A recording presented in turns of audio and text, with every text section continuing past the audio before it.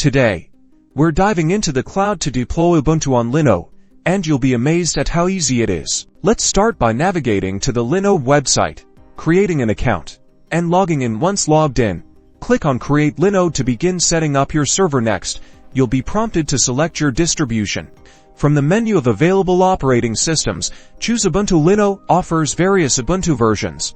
Select the one that best suits your needs. After selecting the distribution, choose your region, which will greatly impact server performance. Regions closer to your customer base are best. Now, select your plan based on your project's requirements. Consider factors like CPU cores, RAM, storage, and monthly data transfer. You can always upgrade your plan later. Next, configure your server's password and, optionally, add SSH keys for secure access. Give your Linode a label, a descriptive name for your server, and click Create Linode. Linode will then deploy your Ubuntu instance, which typically takes a few minutes. Once your Linode is ready, open your terminal or SSH client. Use the provided IP address to connect to your Linode. When accessing your Linode, you will input your username, root, and your password that you have provided. Congratulations, you've successfully deployed Ubuntu on Linode.